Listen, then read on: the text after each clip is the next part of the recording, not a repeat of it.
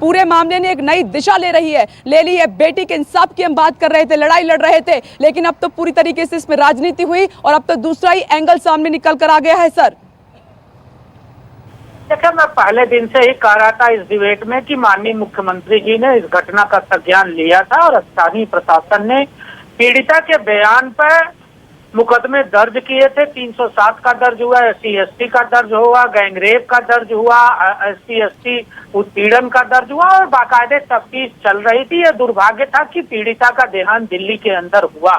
जिस प्रकार की राजनीति विपक्ष के लोग कर रहे हैं, ओछी राजनीति, उसका प्रमाण अब धीरे धीरे निकल के आने लगा है। 30 तारीख को SIT जांच के बाद माननीय मुख्यमंत्री जी ने, योगी जी ने स्पष्ट रूप से कहा था कि कोई बड़ा से बड़ा भी दोषी होगा, हम उसके खिलाफ कार्रवाई करेंगे और बेटी को न्याय मिलेगा। सरकार बेटी को न्याय दे रही थी, लेकिन विपक्ष के लोग सस्ती, लेकिन सर शुरुआत से इस मामले को आप संभाल लेते तो ये नौबत आज नहीं आती। नहीं, देखिए, आप पूरे घटनाक्रम को देखिए। विपक्ष ने बहुत गैर जिम्मेदाराना तरीके से इस संवेदनशील घटना पर राजनीति करने का काम किया, उत्तर प्रदेश को बदनाम करने का काम किया, उत्तर प्रदेश की चलिए ठीक है, आपने विपक्ष का जिक्र कर दिया तो अनुराग भदौरिया जी आपके पास आ रही हूँ। बोलिए सर, सीधा बीजेपी पर आरोप लगा रही है, आप बीजेपी पर आरोप लगा रहे हैं। यहाँ पर न्याय की लड़ाई तो यहाँ छूटती चली जा रही है, सिर्फ हम लड़ रहे हैं लड़ाई। तो न्याय की लड़ाई की तो बात कर रहा हूँ, कह रहे हैं आदित्य योगी नाथ जी ने संज्ञान लिया। क्या संज्ञान लिया? अभी तक आपने DM को बर्खास्त नहीं किया, जिसके ऑर्डर से, जिसके कहने पे आपने उस बच्ची को रात के अंधेरे में जला दिया और पेट्रोल डाल के, और माँ बाप को आपने घर के अंदर बंद कर दिया। क्या जनरल डायर की सरकार चल रही है क्या कि अपने बच्चे को भी माँ बाप नहीं दे सकते, आप जला देंगे? क्या छुपाना चाह रहे थे आप? अखिलेश यादव ने, अरे छोड़िए, आपसे जो पूछा उसका जवाब दीजिए। लगातार बच्चों पे अन्याय हो रहा है, चाहे हथरस की घटना हो, चाहे हापुड़ की घटना हो, चाहे बलरामपुर की हो, चाहे बुलंदशहर की हो, चाहे कन्नौज की हो, चाहे जौनपुर की हो, चाहे आजमगढ़ की हो, चाहे गोरखपुर की हो, चाहे लखीमपुर की हो, बच्चों के साथ अन्याय हो रहा है और आप कह रहे हो कि हम किसी को बख्शेंगे नहीं, छोड़ेंगे नहीं। कब पकड़ोगे, कब बख्शोगे नहीं, ये बताइए ना। जो अपराध बढ़ता चला जाएगा उत्तर प्रदेश के अंदर में, छेड़खानी के अपराधियों को और उसके बाद छुपाने की कोशिश कर रहे हैं। आप कोर्ट में जाके बोल रहे हैं कि नहीं, बच्चे परिवार के सामने अंतिम संस्कार किया गया। आप कोर्ट में क्या छुपाना चाहते हैं? यही बच्ची को न्याय दिलाना चाहते हैं? देखिए अनुराग भदौरिया जी, समीर जी, ये पुरानी बातें हो गई है सर, पुरानी बातें हो गई है। जरा इससे ऊपर आइए, इससे निकलिए और जरा अभी जो ताजा स्थिति बनी हुई है उस पर बात कीजिए सर। एक एक करके बात कीजिए ताकि जनता को समझ में आए आप क्या कह रहे हैं। आपको इन्होंने इसलिए थोड़ी चुना है, आपको सरकार ने इसलिए थोड़ी रहा है कि आप रात के अंधेरे में जला देंगे किसी को भी। ठीक है सर, ऐसे बात नहीं हो पाएगी, एक करके अपनी बात रखिए ताकि दर्शक भी आपको समझ पाए। रास्ता सुन रहा है सर इस पर आपको। अनुराग जी, समय जी मैं लौटूंगी आपके पास। सुरेंद्र सिंह भी हमारे साथ बने हुए हैं। सुरेंद्र जी एक मिनट सर, चुप हो जाइए सर, शांत हो जाइए। अनुराग जी, आप समझदार एक नेता हैं, समीर जी आप भी बहुत समझदार हैं। एक एक करके बात रखेंगे तो राष्ट्र आपको सुन पाएगा, समझ पाएगा, आपका पक्ष अच्छे से देख पाएगा, समझ पाएगा। एक मिनट सर, एक एक करके। सुरेंद्र जी आपके पास मैं आ रही हूँ। कांग्रेस जिस तरीके से पूरे मामले पर अपना रिएक्शन लगातार दे रही है, क्या ये रिएक्शन से इंसाफ मिल जाएगा? आप भी तो यही कर रहे हैं, आरोप लगा रहे हैं और फिर अपनी राजनीति कर रहे हैं सर। विपनेश, मैं दो बातें कहूंगा और मैं उम्मीद करूंगा कि भारतीय जनता पार्टी के प्रवक्ता को जैसे मैंने धैर्य से सुना वैसे ही वो सुनेंगे और बीच में ना बोले, तो तभी राष्ट्र की बात में ये आपकी बात जा पाएगी। अब देखिए, जो आज हलफनामा सुप्रीम कोर्ट में दिया है विपनेश जी भारतीय जनता पार्टी की सरकार ने, इससे बहुत स्पष्ट हो गया है कि साजिशकर्ताओं को, जो साजिश का खुलासा होना चाहिए, उन साजिशकर्ताओं को फ्यूल देने का काम उत्तर प्रदेश के चंद साजिशकर्ता सरकार में जो बैठे हैं उन्होंने किया। उन्होंने साफ कहा कि 2:30 बजे रात को जलाने का निर्णय सरकार का था। यानी जो सरकार के मंत्री हो, चाहे सरकार के बड़े अधिकारी हो, और या सरकार के जो भी जिम्मेदार ओहदेदार हैं, उनके खिलाफ भी अब एक FIR होनी चाहिए, क्योंकि उन्होंने जो अंतरराष्ट्रीय साजिश है देश को जलाने की, जाति दंगों में भड़काने की, जैसा आदित्यनाथ जी ने कहा, उसको फ्यूल मुहैया कराने का, उसको सुकून मुहैया कराने का काम सही मान रही है सर। योगी सरकार ने तो योगी सरकार सही मान रही है। लॉ एंड ऑर्डर को हवाला देते हुए कहा है, परिवार की सहमति से हुआ है। हाँ, मैं वही कह रहा हूं कि योगी सरकार उस चीज को सही मान रही है। इसका मतलब योगी सरकार साजिशकर्ताओं से मिली हुई है। वही तो 2:30 बजे के अगर 2:30 बजे न जलाया गया होता तो वो फ्यूल क्या नाम है साजिश का जो सूत्र है वो कहां से मिलते, फिर तो कोई दिक्कत ही नहीं थी। और दूसरी बात मैं आपसे जो कहना चाह रहा हूं विपनेश जी, एक तो FIR हो उत्तर प्रदेश की सरकार के खिलाफ, योगी जी सरकार के खिलाफ FIR कराएं। दूसरी जो बात बहुत महत्वपूर्ण है, जिन इस्लामिक देशों से ये फंडिंग आई है, जिन इस्लामिक देशों से फंडिंग आई है वो हिंदुस्तान के दुश्मन है। मोदी सरकार को उन दुश्मन इस्लामिक देशों का नाम घोषित करना होगा, उन्हें दुश्मन घोषित करें। और जिस तरीके से फंडिंग आई है FCRA उन पर लगाए, उनको दुश्मन देश करके उनको जो है पूरा उनसे बदला ले। जिन जिन इस्लामिक देशों का नाम आया, केंद्र की सरकार को सारे इस्लामिक देशों से अपने सारे राजनयिक रिश्ते तोड़े और उन दुश्मन मुल्कों के साथ दुश्मनी का व्यवहार करे, क्योंकि हमारे देश में ये कहीं ना कहीं सांप्रदायिक सौहार्द अगर बिगाड़ने की कोशिश कर रहे हैं, जैसा योगी आदित्यनाथ जी आरोप लगा रहे हैं, तो ये आरोप कहीं ठीक है सुरेंद्र जी, ठीक है, ये आपने अहम बात कही है, इस पर समीर जी क्या जवाब देते हैं मैं आपके पास आऊं कि इस्लामिक देशों को दुश्मन घोषित करें। ठीक है, आपने दो बात कहनी थी और वो दोनों बातें आपने कह दी, समीर जी इस पर जवाब देंगे। लेकिन समीर जी मैं जवाब के लिए आऊं उससे पहले रेखा अग्रवाल जी मैं आपके पास आना चाह रहा हूं। रेखा जी, हलफनामा सुप्रीम कोर्ट में यूपी सरकार ने दाखिल किया है, उसमें कई तरह की अहम बातें कही गई और कानून व्यवस्था लॉ एंड ऑर्डर का जिक्र किया गया कि अगले दिन कितना अहम फैसला आना था, इस वजह से वो करना जरूरी था और एक तरह से अपना वर्जन दे दिया है सरकार ने कि उसका पक्ष क्या है, उसको आप किस तरह से देख रही हैं?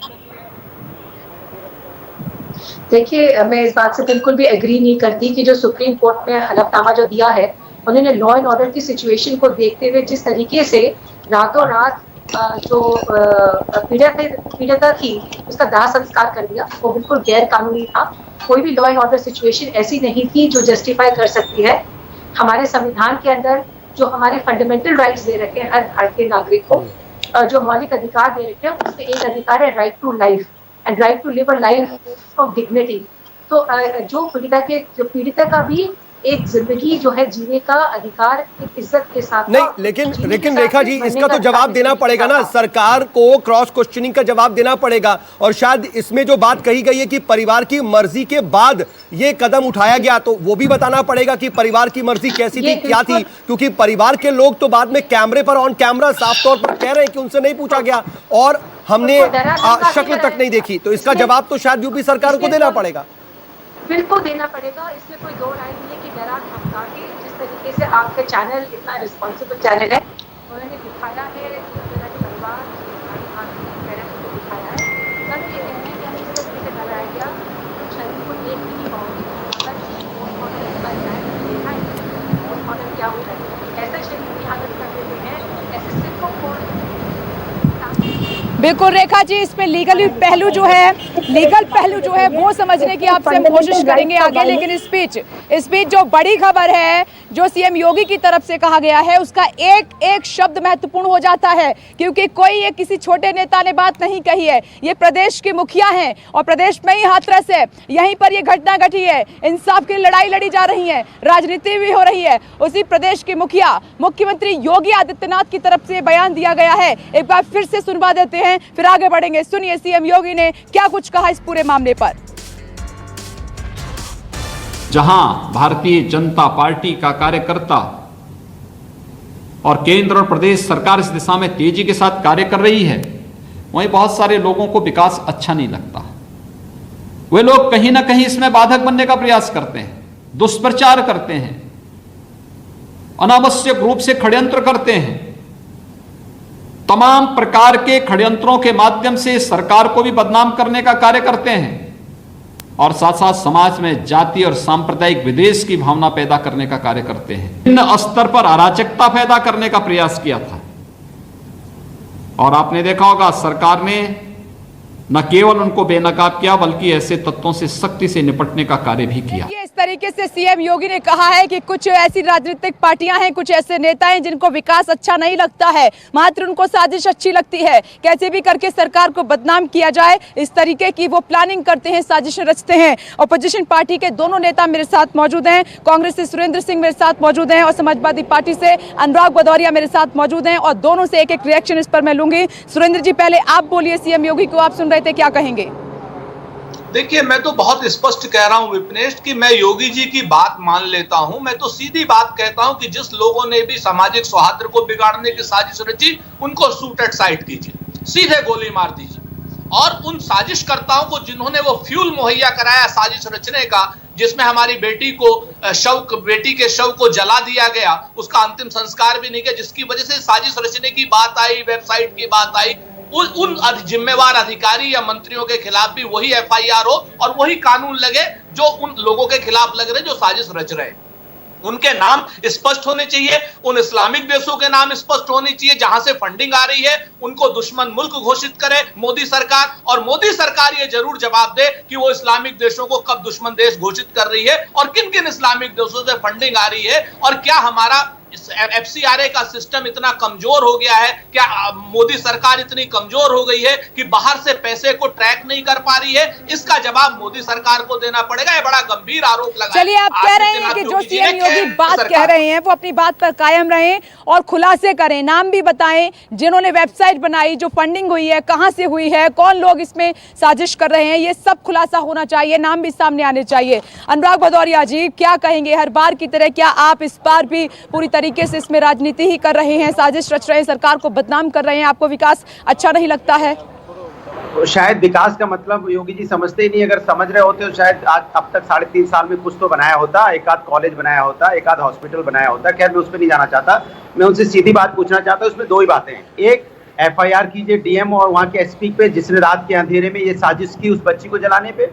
दूसरा, आप जो जिनका नाम ले रहे हैं, जिन संगठन का नाम ले रहे हैं, जिन लोगों का नाम ले रहे हैं, उनका नाम उजागर कीजिए और उनको बताइए कौन इस्लामिक देश है, कौन इस्लामिक देश है जो हमारे साजिश कर रहे हैं, उनके ऊपर कार्रवाई कीजिए।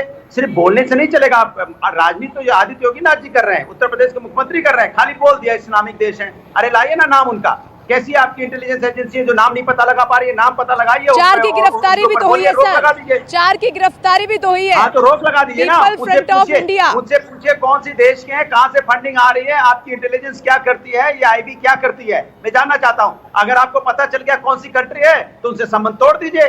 जो कंट्री हमारे देश में अस्थिरता पैदा कर रही हो उसके बारे में आप मोदी जी से पूछिए कि कब तोड़ेंगे वो संबंध, कि खाली राजनीति करेंगे उत्तर प्रदेश के अंदर में, कि खाली राजनीति चलेगी इस्लामिक कंट्री। चलिए ठीक है, आपने इस सवाल से उठा दिया है बीजेपी के ऊपर। समीर जी, मैं आपसे जवाब इस पर लेना चाहूंगी। सर, सीधे पूछ रहे हैं कांग्रेस की तरफ से, समाजवादी पार्टी की तरफ से, अगर साजिश रची गई है तो सारा खोल कर रख दीजिए ना सर, नाम भी बता दीजिए, देश का नाम भी बता दीजिए, किन लोगों ने ये सब कुछ किया है, सब कुछ बता दीजिए। किस बात की फिर देरी है?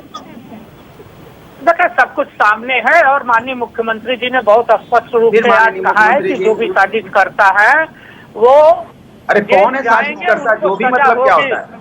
सजा होगी। मैं पूछना चाहता हूं, डीएम को पहले सजा दे दो, पहले डीएम को बर्खास्त कर लो। वो तो आप कर नहीं पा रहे हो, तो कहाँ से तुम इंटरनेशनल का काम करोगे? पहले डीएम को बर्खास्त कर लो ना। वो तो आपके बस में नहीं है। जो आपके सामने हो रहा है वो तो आप कर नहीं पा रहे हो। जो आपके सामने नहीं है, पता नहीं कब कार्रवाई करोगे। आप खाली इशू को डाइवर्ट करना चाहते हो, कुछ नहीं। आपने अगर डीएम पे कार्रवाई की होती तो हम मानते कि आपकी नीयत साफ है।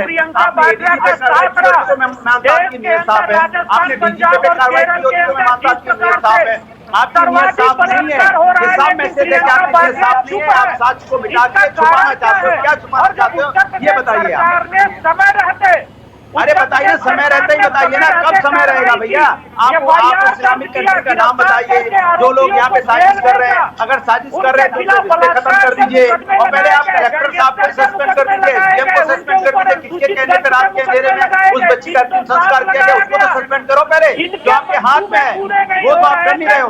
सही दिशा में जा रही थी, इन्होंने सही दिशा में जा रही थी, यहाँ बाएं बोलना सही दिशा में जा रही थी, कांग्रेस की भी सहमति है, पीएफआई बोलना है, टीवी आके बोलना, उसके अलावा कुछ करना भी है कि नहीं करना है? में कोई संकोच नहीं है कि पीएफआई। अरे बताओ ना, क्या संकोच नहीं तो करो ना कार्रवाई। किसने रोका? डीएम सस्पेंड करो, करो डीएम सस्पेंड, करो डीएम सस्पेंड, वायनाड गए हैं, कीजिए डीएम सस्पेंड। पीएफआई का प्रभाव उत्तर प्रदेश में अरे कीजिए ना सस्पेंड, अरे यहाँ का डीएम सस्पेंड कीजिए, हाथरस का डीएम को आप सस्पेंड करो, बलरामपुर के डीएम को सस्पेंड करो, ठीक है। बुलंदशहर के डीएम को सस्पेंड करो। ठीक है समीर जी और अनुराग जी, मैं आ रहा हूँ एक बार फिर से आपके पास आऊंगा, लेकिन सुरेंद्र राजपूत जी भी मेरे साथ जुड़े हुए। सुरेंद्र जी देखिए, आप सीधे तौर पर कह रहे हैं, जो सवाल पूछ रहे हैं उसका जवाब भी समीर जी कह रहे हैं कि बख्शा नहीं जाएगा, लेकिन अभी जो ताजा अपडेट है इस पूरे मामले में, जो हलफनामा आया है, उस हलफनामे को आप किस तरह से देखते हैं? क्योंकि इसमें तो सबसे अहम तथ्य ये रख दिया गया यूपी सरकार की तरफ से कि पूछ करके ऊपर से आदेश था, इसी वजह से लॉ एंड ऑर्डर को देखते हुए ही ये फैसला लिया गया था कि रात को 2:45 बजे अंतिम संस्कार किया जाए पीड़िता का। समीर जी आऊंगा मैं आपके पास। जी किससे पूछा आपने? सुरेंद्र जी से पूछ रहा हूं मैं। अरे मुझसे जी मैं सुन नहीं पाया सवाल, आप लोग सवाल बता दीजिए। सुरेंद्र जी देखिए, ठीक है, मैं ये पूछ रहा हूं कि ये समीर जी आपको जवाब दे रहे थे, लेकिन जो अभी इस पूरे मामले में सबसे अहम अपडेट है वो ये कि हाथरस मामले में जो हलफनामा यूपी सरकार ने दाखिल किया, उसमें साफ तौर पर यूपी सरकार की तरफ से कहा गया कि बाकायदा आदेश लिया, मंजूरी ली गई थी और ऊपर से आदेश था बाकायदा, उसके बाद रात को अंतिम संस्कार किया गया। बिल्कुल सही सऊद भाई, आपने बहुत अच्छी बात कही। उत्तर प्रदेश सरकार इसका मतलब साजिश करता है इस सांप्रदायिक सौहार्द को बिगाड़ने की। नहीं, साजिश करता क्यों? वो तो कह रही है कि कानून व्यवस्था का मामला था, किस तरह के अगले दिन कितना अहम फैसला आना था, उसकी वजह से ये फैसला लेना पड़ा और परिवार की मंजूरी के बाद लेना पड़ा। लखनऊ के अंदर समुदाय के लोगों का अंतिम संस्कार किया गया, लाश भी नहीं आई थी। हमारी सरकार ने तो रात उसके परिवार को दिया। एक एक करके समीर जी देखिए, ऐसे डिस्टर्बेंस होगी। समीर जी सबसे ज्यादा आपने बोला, अनुराग जी भी कह रहे हैं कि मुझे नहीं बोलने दिया गया, लेकिन एक एक करके समीर जी ठीक है, ऐसे कोई बात समझ में नहीं आएगी, दर्शकों तक भी बात पहुंचनी चाहिए। आपकी बात आ गई, सुरेंद्र जी से सवाल है, उनका जवाब लेते हैं।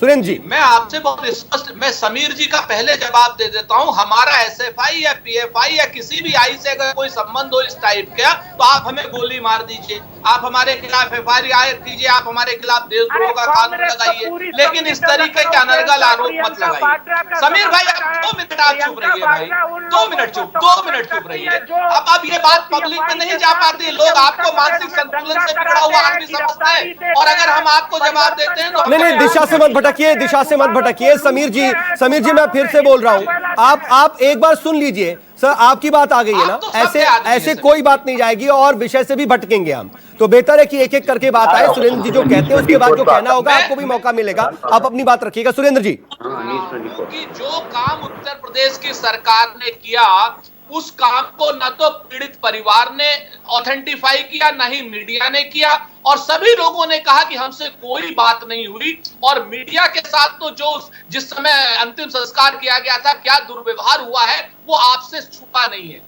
तो सुप्रीम कोर्ट में सरकार स्पष्ट रूप से झूठ बोल रही है, सरकार स्पष्ट रूप से अपनी गर्दन बचा रही है, लेकिन उनका हलफनामा अपने आप ही उनको साजिश करता साबित कर रहा है। एक इसमें अहम पहलू ये है सुरेंद्र जी और अनुराग जी, मैं आपके पास भी आऊंगा इसके लिए, कि अगर ऊपर से आदेश था, परमिशन के बाद ये क्रिमिनेशन हुआ और ये भी बात कही गई कि परिवार की मर्जी थी, तो साफ तौर पर जो आप लोग बार बार आवाज उठा रहे हैं कि डीएम पर कार्रवाई हो, डीएम को क्यों नहीं सस्पेंड किया गया, फिर तो इसका मतलब नहीं रह जाता है, क्योंकि डीएम तो आदेश का पालन कर रहे थे। नहीं, किसके आदेश का? मैं तो सऊद भाई, यही मुझसे सवाल है जी। सुरेंद्र जी जल्दी से आप रिएक्ट करें, फिर अनुराग जी आप करें। हाँ, मैं तो बहुत स्पष्ट कह रहा हूं कि डीएम तो मोहरा है। डीएम ने तो अपने आका के कहने से काम किया। डीएम छोटा अपराधी है और बड़ा अपराधी वो है जिसके कहने से डीएम ने ये कार्रवाई की। ठीक है, अनुराग जी आप क्या कहेंगे इस पर? अनुराग जी, मैं तो साफ साफ कह रहा हूं कि ये सरकारी साजिश करता है। जब आप सुप्रीम कोर्ट के अंदर इतना बड़ा झूठ बोल सकते हैं, तो इससे बड़ी साजिश करता तो कोई हो नहीं सकता। और फिर आप कह रहे ऊपर से आदेश है, तो ऊपर से आदेश कौन है? अरे अनुराग जी, ये झूठ बोलने वाली बात अगर आप भी कह रहे हैं, सुरेंद्र जी भी कह रहे हैं, तो ये कैसे? क्योंकि सुप्रीम कोर्ट तो सवाल पूछेगा, उसका जवाब देना पड़ेगा, तथ्यों के साथ वहां पर तो बात होगी। सरकार तो कुछ ना कुछ तथ्य होंगे तभी तो ये बात कह रही है। अरे तो वहां तथ्य में तो आपके कैमरा के सामने परिवार के सदस्य कह रहे हैं कि हमें घर के अंदर बंद कर दिया गया था और हमारी बच्ची का अंतिम संस्कार कर दिया गया पेट्रोल डाल के। ये तो हम आप तो कह नहीं रहे हैं। परिवार के सदस्य कह रहे हैं ना, आपका कैमरा भी कह रहा है, कैमरा भी दिखा रहा था। समीर जी आइए, बहुत देर से आप आवाज हाथ उठा रहे हैं। समीर जी आइए, जवाब दीजिए। आप क्या आप सुप्रीम कोर्ट में झूठ बोल रहे हैं? क्या फिर डीएम छोटा अपराधी है, बड़ा अपराधी कोई और है? यही आरोप लगा रहे थे। दिन से सही बोल रहे हैं, हम पहले दिन से सही बोल रहे हैं और कांग्रेस और सपा को सही बोलना मंजूर नहीं है। सुप्रीम कोर्ट में भी झूठ बोल रहे हो। हाथरस के अंदर घटना हुई, हाथरस की घटना में पीड़िता का बयान मेरे पास है, मां का बयान है, 360 और SC/ST का मुकदमा दर्ज हुआ, पीड़िता के बयान पर धाराएं बढ़ाई गई, दुर्भाग्य से उसकी मृत्यु हो गई। मुख्यमंत्री जी ने SIT जांच कही, SIT गई। मैं पूछना चाहता हूँ 14 से लेकर 29 तारीख तक मीडिया को किसने रोका और विपक्ष को किसने रोका? कोई नहीं गया। जब लाश गांव में आ गई सरकार भी कराने की नहीं तो सवाल ये भी है ना समीर जी कि उसके बाद भी क्यों रोका गया? 29 तक नहीं रोका तो उसके बाद क्यों रोक दिया? ठीक है, रेखा जी बहुत देर से है साथ में। रेखा जी, अगर हम इसके कानूनी पहलू की बात करें, हलफनामा दाखिल किया गया है, अब 1 हफ्ते के लिए सुनवाई टल गई और अब परिवार की सुरक्षा सुनिश्चित कैसे की जा रही है इसके बारे में भी जवाब देना होगा सरकार को। लेकिन इस हलफनामे में आप देख रहे हैं कि बहुत अच्छी तरह से तैयारी, एक एक बात रखी गई है। यहाँ भी रखा गया कि पीड़ित परिवार ने पहले क्या शिकायत की थी और उसमें कहीं रेप का जिक्र भी नहीं था। ये तमाम बातें हैं उस पूरे हलफनामे में, अगर आपने देखी होगी, पढ़ी होगी तो। ये बोलते रहेंगे तो मैं कुछ सुनी। समीर जी, रेखा जी से अब सवाल है। जी हाँ जी समीर जी, प्लीज ऐसे सुनी भी पाई 30 सेकंड में अपनी बात खत्म कर दूं जल्दी से। देखिए, SIT जांच थी, SIT गांव के अंदर गई थी, SIT जांच कर रही थी और SIT के जाने के नाते प्रशासन ने थोड़ी देर के लिए लोगों को, ठीक है, ये बात आपने कह दी, आपकी बात ये आ गई है, ठीक है सर, ठीक है, ये आ चुकी है, ठीक है रेखा जी, कार्रवाई हुई लापरवाही की, ठीक है समीर जी, रेखा जी, सबको जाने दिया गया, इसमें आपत्ति? ठीक है समीर जी। रेखा जी आपका जवाब। जी आपने एक सवाल तो मुझे समझ नहीं आया आपका सवाल। मैं हलफनामे के बारे में आपसे पूछ रहा था, पूरी जो हलफनामा आपने पढ़ा हो, देखा हो, उसमें किस तरह के पक्ष रखे गए, सरकार ने क्या कुछ जानकारी दी है, ये भी बताया है कि कैसे शुरुआत में जो शिकायत दर्ज कराई गई थी उसमें रेप का कहीं जिक्र नहीं था। ये तमाम बातें हैं, सरकार की तरफ से ये पक्ष है। जी जितना जो आपके चैनल के माध्यम से मैं हलफनामे के बारे में सुन पाई हूँ, मैं एज ए लॉयर, वकील होने के नाते मैं उस हलफनामे से एग्री नहीं करती। अगर रेप के बारे में पहले नहीं भी लिखा हुआ उससे कुछ फर्क नहीं पड़ता है, मामला कहीं पर भी कम नहीं हो जाता है। अगर बलात्कार के बारे में पहले नहीं लिखा गया है, मामला वहीं का वहीं रहेगा। जो अपराध, जो धाराएं लगी है उसके अंदर वो वैसे की वैसी बरकरार रहेगी। बाकी जो हलफनामे के अंदर यूपी सरकार ने अपने उस इलीगल एक्शन को, गैर कानूनी एक्शन को जस्टिफाई करने की कोशिश करी है कि जिस तरीके से पीड़िता को रात को जला दिया गया, जिस तरह से उसका दाह संस्कार करा गया, क्योंकि अगले दिन लॉ एंड ऑर्डर सिचुएशन की, ठीक है रेखा जी, वक्त की कमी है मैडम, माफ कीजिएगा, किसी और दिन और इस पर सवाल खड़े होंगे, उस पर जवाब जानना बेहद जरूरी रहेगा। चर्चा ऐसे ही जारी रहेगी, मुहिम हमारी लगातार जारी है। आप सभी का बहुत बहुत शुक्रिया शामिल होने के लिए। न्यूज़ 24 तब तक सवाल उठाता रहेगा जब तक जवाब नहीं मिल जाते। शर्म आती है कि जब देश की सुरक्षा की बात आती है, बेटियों को इंसाफ दिलाने की बात आती है, तब भी राजनीतिक पार्टियां और नेता एकजुट दिखाई नहीं देते, आरोप प्रत्यारोप में फंस कर रह जाते हैं। आप देखते रहिए न्यूज़ 24, बड़ी मुहिम बेटियों के लिए लगातार जारी। नमस्कार, मैं हूं मानक गुप्ता। अगर आपको हमारा ये वीडियो पसंद आया हो तो इसे लाइक और शेयर जरूर करें और हाँ, हमें सब्सक्राइब और फॉलो करना ना भूलें ताकि आप देश और दुनिया की कोई खबर मिस ना करें। तो जुड़े रहिए हमारे साथ और देखते रहिए न्यूज़ 24।